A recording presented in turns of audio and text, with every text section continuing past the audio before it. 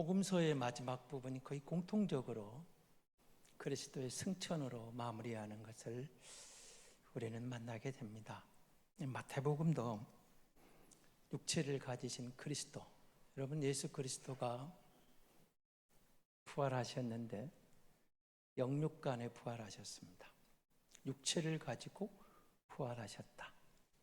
그가 하늘로 올라가십니다. 승천하시면서 오늘 마지막 절에 보시면 내가 세상 끝날까지 너희와 항상 함께 있으리라. 이런 놀라운 약속을 주고 떠나게 됩니다. 그러면 사실 이 장면에서 제자들의 마음은 어떤 마음이었을까요? 그리스도가 죽었습니다.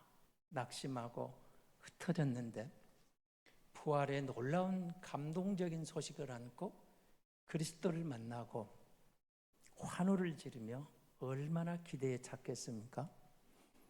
그런데 40여일이 지난 다음에 그리스도가 승천해 가시고 그를 떠나보내는 제자들의 마음, 기쁨일까요? 슬픔일까요? 여러분, 사도행전은 이 장면을 이렇게 소개를 하죠. 하늘로 올라가신 그리스도를 구름을 쳐다보고 있는 제자들을 향하여 예루살렘에서 약속하신 성령이 오기까지 기다리라는 천사의 말씀을 듣게 됩니다. 예수 그리스도가 부활하셨는데 이제 모든 것이 끝난 줄 알았는데 승천하심으로 남겨진 제자들은 또 다른 두려움에 쌓이게 됩니다. 그런데 주님이 내가 세상 끝날까지 너희와 항상 함께하겠다고 약속을 합니다. 그 말씀은 당시 승천하시는 제자들을 보고 하신 말씀이고 넓은 의미에서 오늘 우리에게 하신 말씀입니다. 예수 믿는 모든 성도들을 우린 주님의 제자라고 그렇게 말을 합니다. 나와 함께 하시겠다. 누가? 여러분 18절을 보십시오. 예수께서 나와 말씀하여 이르시되 하늘과 땅의 모든 권세를 내게 주셨으니 우리와 함께 하시는 예수님을 그렇게 소개합니다. 이 땅의 권세자가 아닙니다. 하늘의 권세자. 하늘과 땅의 모든 것의 권세자. 모든 고난, 모든 권세를 한 손에 쥐신 그가 우리와 함께 하겠다고 약속하셨습니다. 그렇다면 오늘 예수 믿고 예배하러 온 여러분은 어디서, 언제, 무엇을 하다가 예수님을 만나보셨습니까? 정말로 나는 내가 예수 믿고 나와 함께 하시는 예수님을 느껴본 적이 있습니까? 하나님의 말씀은 진리고 진리는 그때나 지금이나 참입니다. 옳은 겁니다. 틀리지 않습니다. 항상 함께 하겠다고 약속하셨는데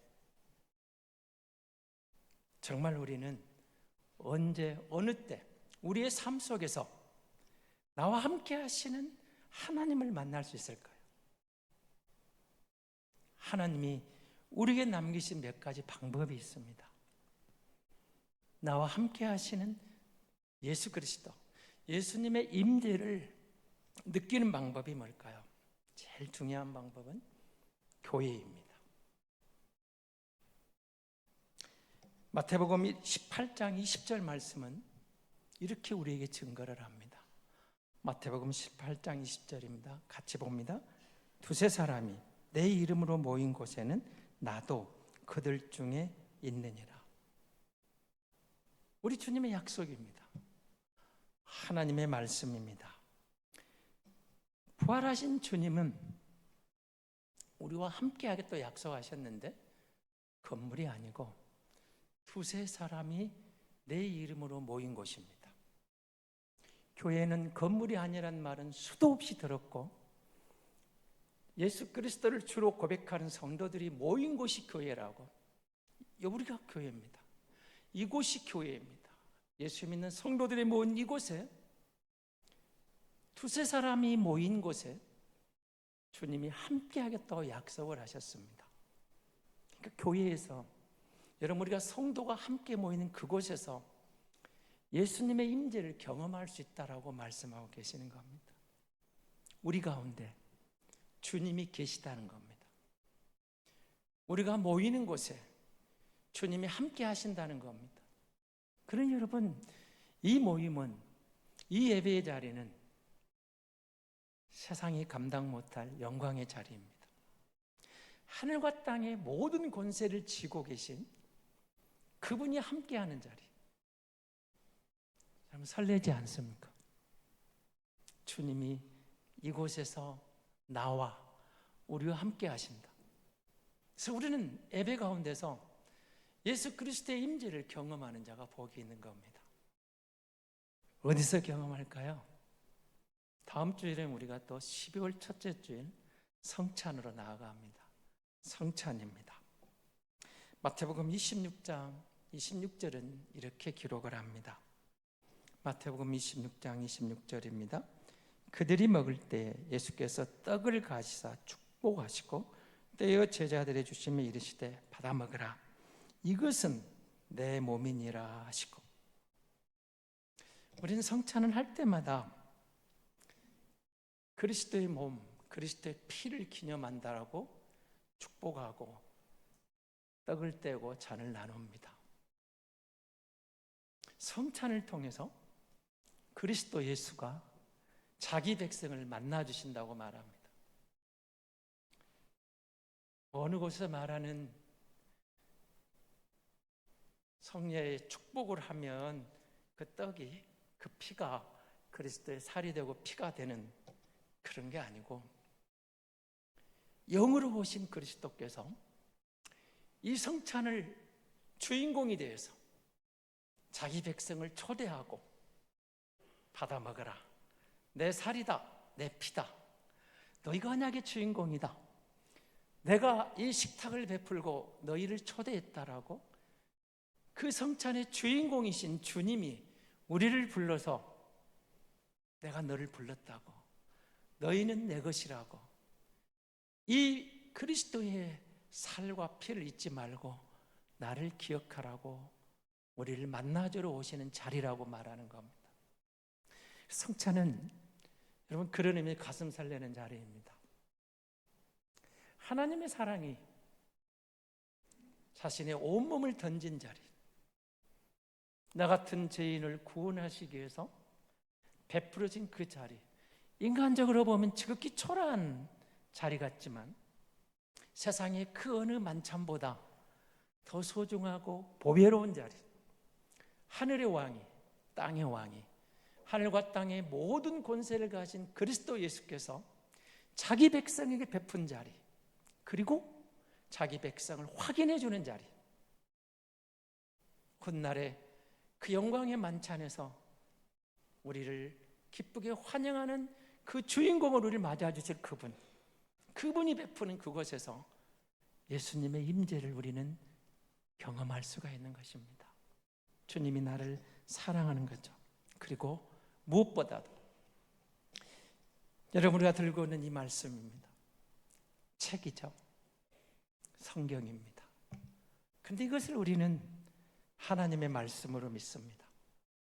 그래서 하나님의 말씀을 읽을 때, 하나님의 말씀을 들을 때, 하나님의 말씀을 가까이 할 때 어느덧 우리는 예수 그리스도가 내 안에서 나와 함께하는 놀라운 감동을 느낄 수 있다는 겁니다. 하나님의 말씀입니다. 그래서 성경은 소설책 읽듯이 읽는 게 아닙니다.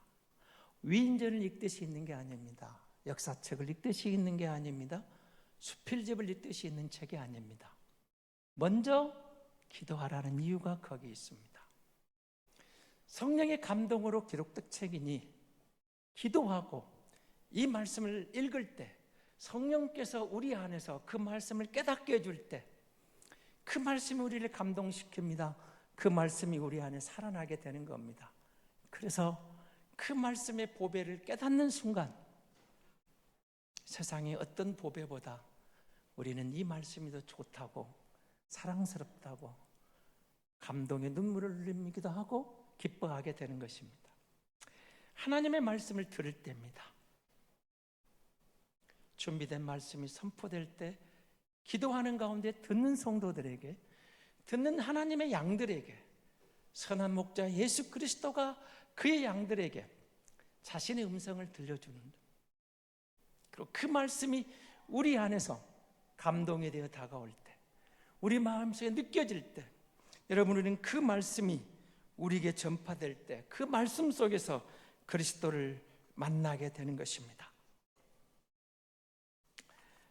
그분이 하나님의 영으로, 성령의 능력으로 우리 가운데 찾아올 때, 요한복음 10장은 여러분 잘 아는 선한 목자를 우리에게 소개하는데요, 3절 4절입니다.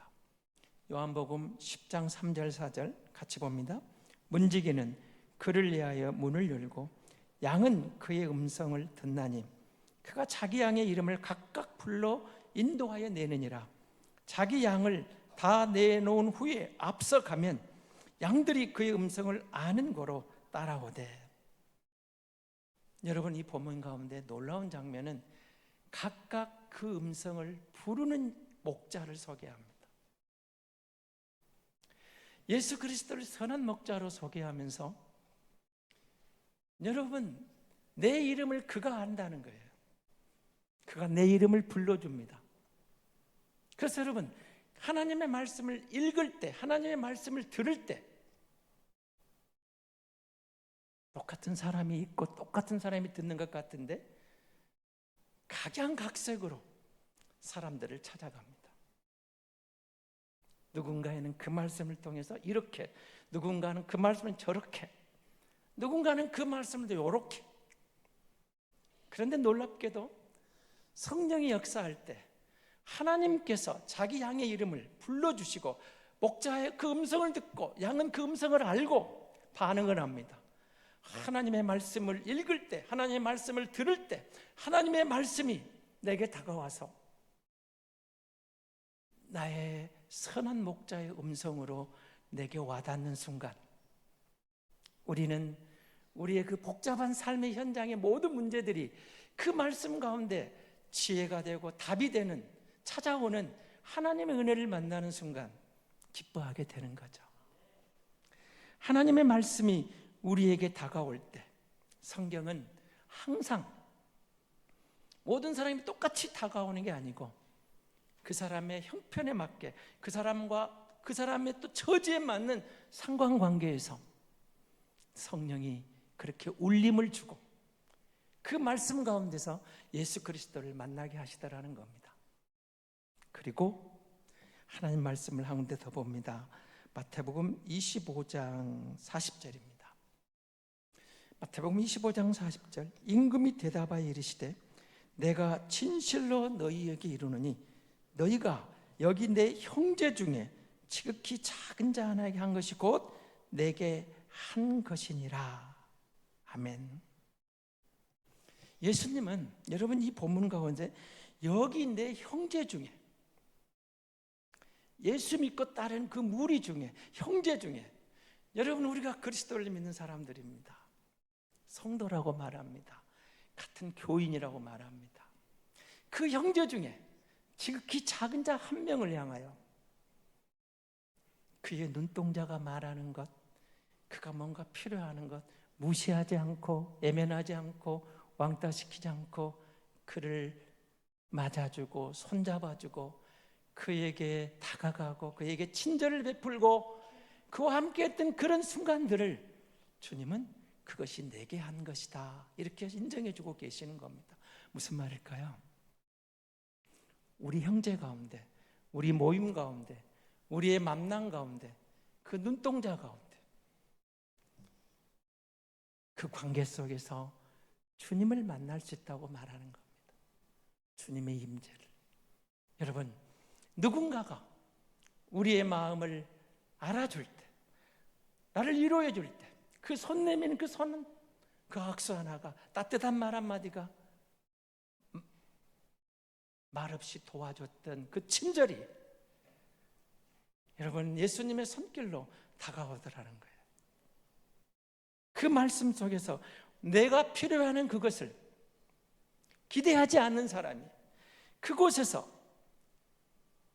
그가 나를 그리스도의 사랑으로 맞아주는 그 순간 즐거움과 기쁨이 찾아오고, 그가 내 고난에 동참하는 그 따뜻한 손 친절에 다가오는 그 자비로운 손길이 그곳에 예수님을 만나는 현장이라고 말하는 것. 지극히 작은 자 하나, 세상은 관심이 없는 이에게 관심이 없죠. 그 많은 사람이 죽어가고 그 많은 어린이들이, 여자들이 죽어가도 힘 있는 나라들은 자기 유익만 따지고 평화에 적극적으로 가담하지도 않습니다.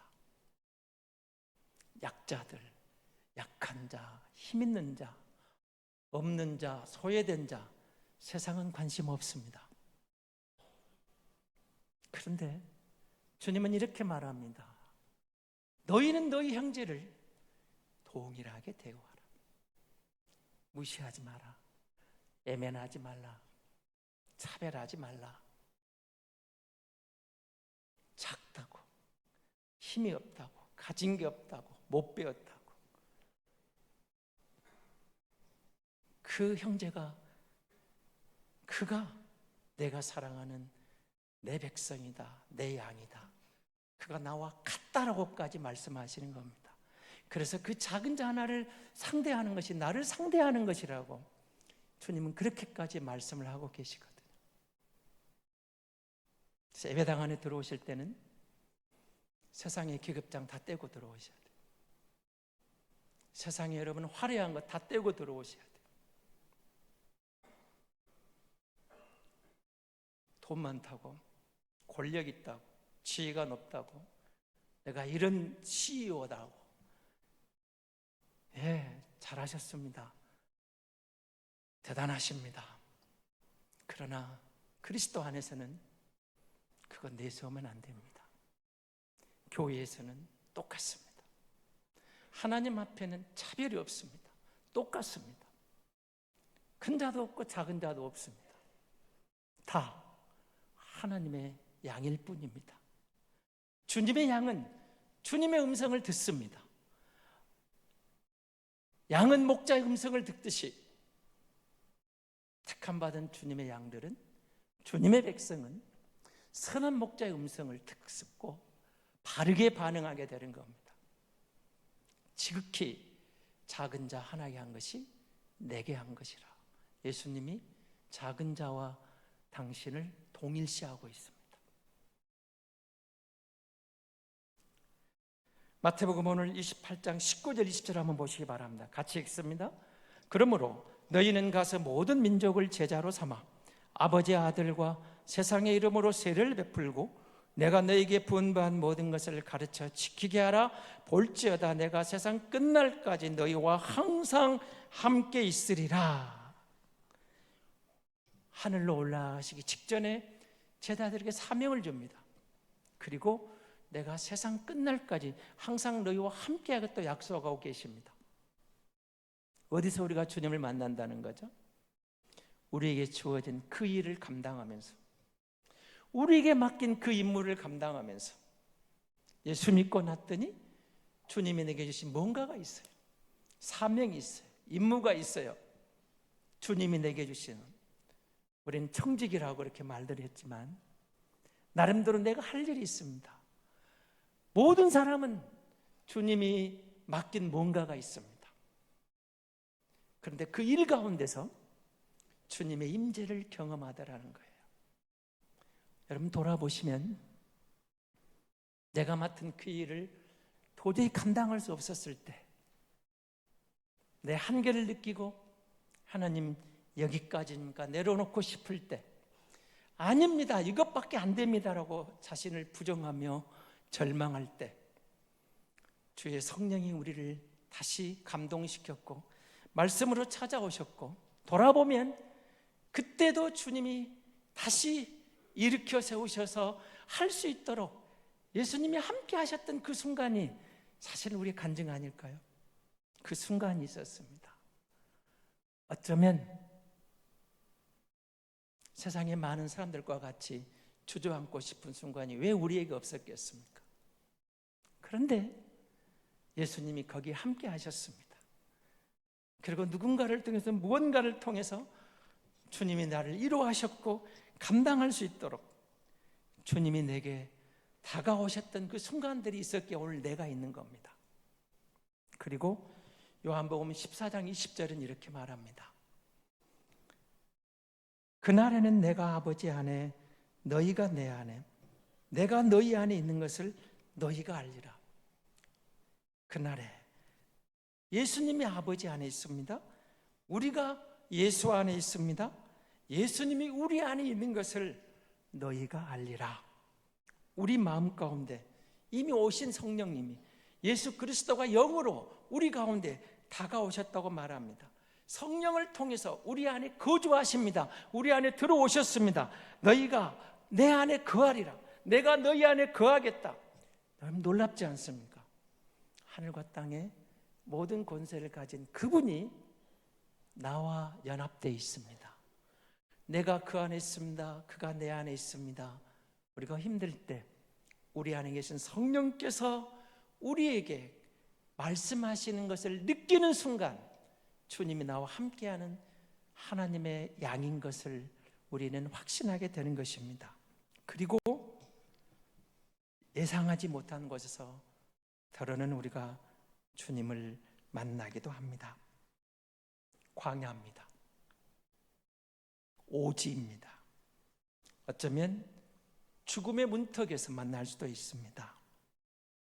누군가는 중환자실에서 사업을 실패하고 절대 절망이 찾아와 삶을 포기하고 싶은 그 가운데서도 방탕하여 탕자처럼 주를 멀리 떠나 방황할 때도, 때로는 밤중에, 때로는 대낮에, 때로는 새벽에 우리를 찾아오시는 예수 그리스도의 임재를 경험하게 되는 것입니다.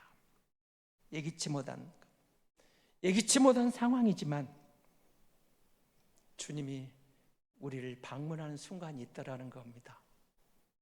그러면 어떤 상황도, 어떤 처지도, 어떤 형편도 주님의 임재를 느끼는 순간 더 이상 문제가 아닙니다. 길이 있습니다.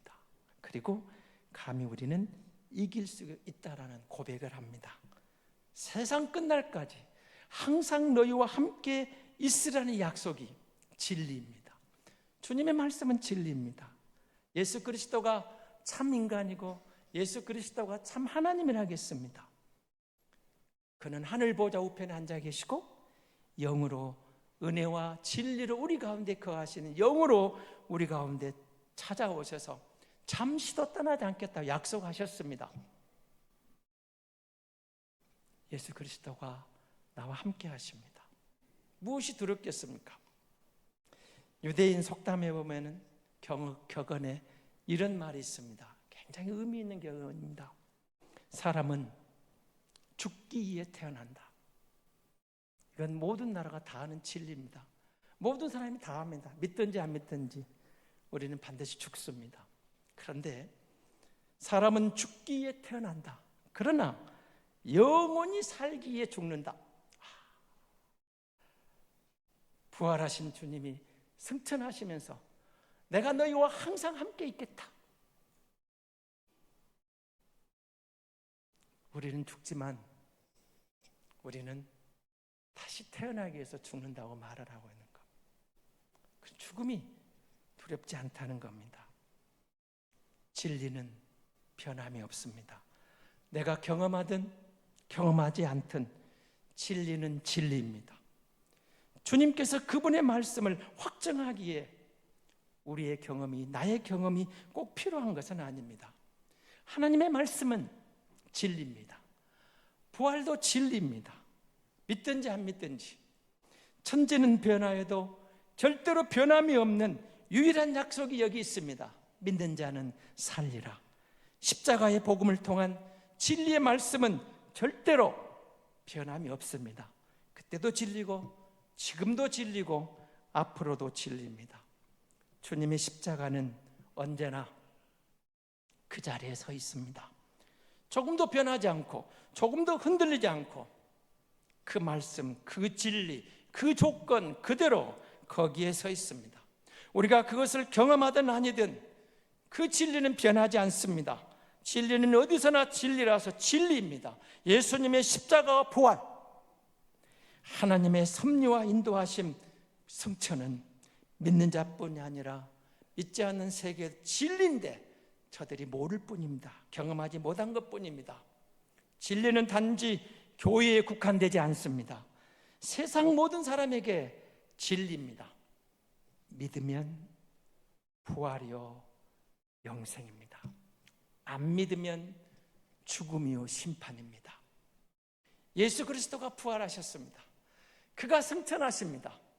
내가 항상 너희와 함께 있으리라. 이 말씀을 하고 주님은 올라가십니다. 오늘 우리에게 그렇게 말씀합니다. 그리고 주님이 이렇게 말씀합니다. 우리의 삶 어디에서든지 나는 너와 함께하는 너의 선한 목자 예수 그리스도라고 말합니다. 양은 목자의 음성을 듣습니다. 우리가 택함 받은 주의 백성으로 주님의 음성을 듣고 반응하고 삶의 모든 현장에서 바로 이 순간 나와 함께 하시고 예배당을 나서는 삶 속에서도 나와 함께 하신 예수 그리스도의 임재, 주님이 거기 계시고 그 임마를 은혜로 나와 함께 하신 은혜를 경험할 때, 느낄 때 우리의 삶은 주님의 은혜로 반드시 승리하게 될 줄로 믿습니다.